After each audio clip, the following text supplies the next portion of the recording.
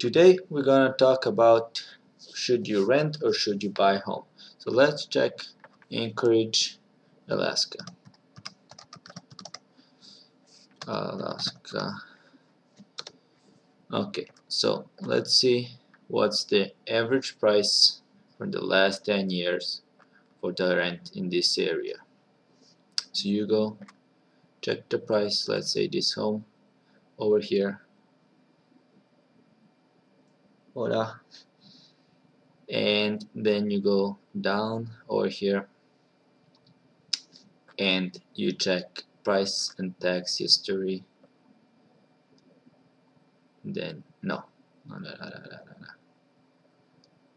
home value, and then 10 years, and then you see Eagle River and Anchorage, the prices are fluctuating, but it has the trend down. And then when you compare that to the buying of houses,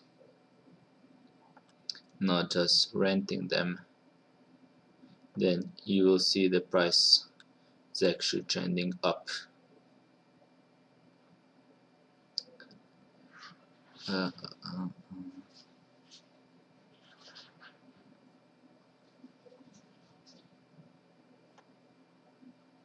cheap. And so what you gonna check then is the house valued accordingly. So what you do is you check the monthly price for the rent. So let's say you're renting for $1,000 per month, then you multiply that by 12, so you get how much you pay for a year. That's $12,000, and you multiply that by 10.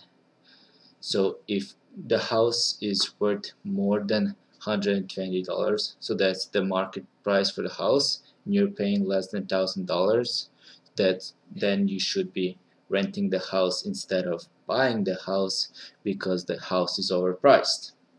So that's why you should be renting the house and not buying. So I did a survey, earlier today about should you buy or rent the house, and most of the people said that you should buy the house, not rent it. Hola. And so I understand that they want to have security and be safe and be the owner of the house, but actually it's more profitable to rent the house, not just own it. So fun fact, only 18% of Americans are house owners, and everybody else is either leasing or buying the home.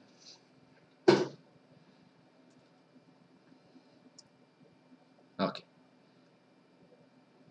does this work for you?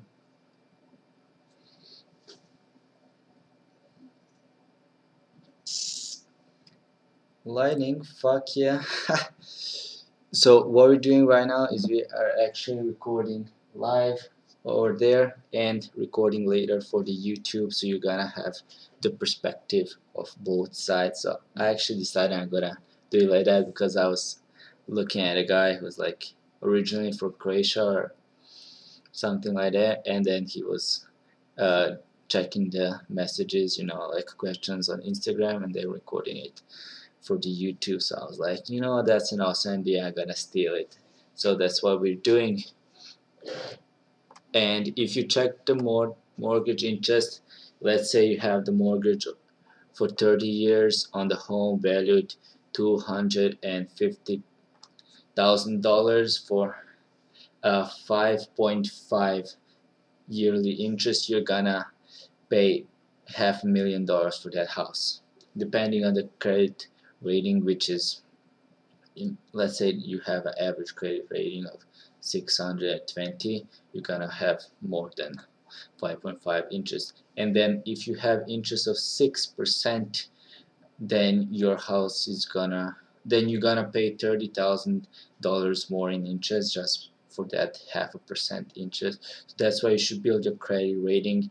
And if you look at the credit cycle, it's about the peak right now because we didn't have the crash in more than 10 years. So there's a difference between like a correction and a bear market. So correction is like a drop in 10 till 20% and usually lasts a year and then in the average drops. But the bear market is a drop in more than 20% and usually it takes more than a year to correct, and we have correction every 5 years or something, and then every fifth correction turns into a bear market, and some people then call it crash. And the last one was in 2008, so that means it's been almost 10 years without any correction or crashes or anything. So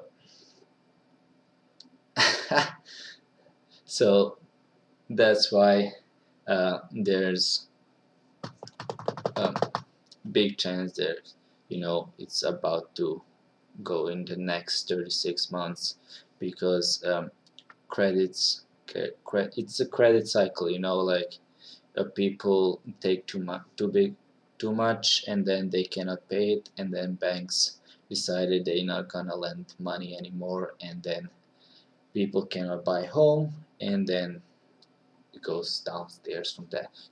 So in that case, there's also one more reason why you should be renting your home and not just buying it. And